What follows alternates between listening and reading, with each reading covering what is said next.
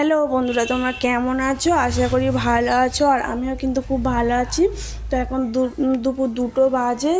তো ছেলেকে খাইয়ে দাইয়ে রেডি করা এখনও হয়নি। তো আমি কিছু জামা কাপড় ভাঁজ করে নিয়েছি, সেগুলো গুছিয়ে নিয়ে নিচ্ছি। তো আজ যাবো দিদির বাড়িতে। তো দিদির বাড়ি হচ্ছে কি চীনা মন্দির, ওখানে যাব। আমরা 3জনে যাব। তো ঝটপট জামা কাপড়গুলো ভাঁজ করে নিয়ে নিচ্ছি।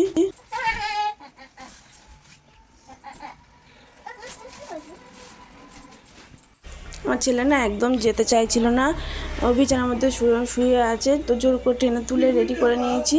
এই জুতো টুতো পরিয়ে নিয়ে চলে যাব। এই যে ঘর থেকে নেমে পড়েছি আমাদের নিচের বারান্দায়।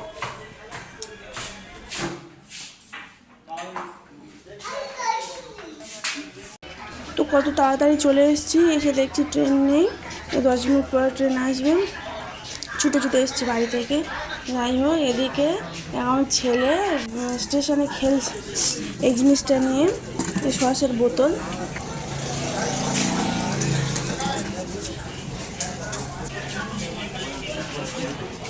গাড়ি আছে, আমি আমার ছেলে এই গাড়িটা নিয়েছে।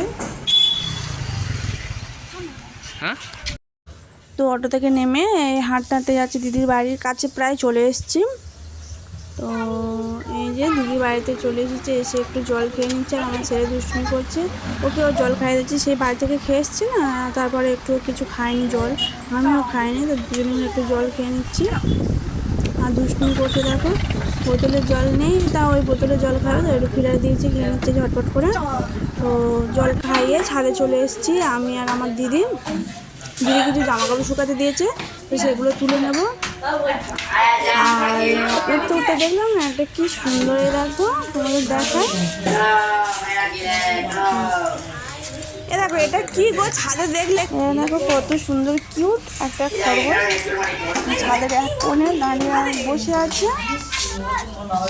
তো আমি আর দিদি হাঁটছি, আর আমার বড় ভিডিও করছে। ছাদের চারিদিকটা তোমাদের দেখিয়ে দিয়ে দিচ্ছে। এটা যে চীনা মন্দির, আর এবারে কবরস্থান আছে। তো যাই হোক, তোমাদের পরের ব্লগে দেখিয়ে দেবো চীনা মন্দিরের ভেতরটা, আর কবরস্থানটা তোমাদের ভেতরটা পুরো ভালোভাবে দেখিয়ে দেবো।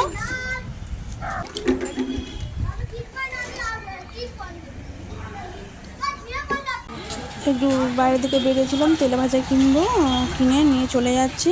মুড়ির সাথে খাওয়া হবে। তো যাই হোক, মুড়ি টুড়ি খেয়ে চলে এসেছি। একটু ওআরএস গুলে নিচ্ছি, ওআরএস খাওয়া হবে, কারণ শরীরটা একটু খারাপ হবে। তো তারপর ওআরএস খাওয়া দাওয়ার পরে একটু দিদির কাজে হেল্প করে দিচ্ছি, মাছ ধুয়ে দিচ্ছি এদিকে।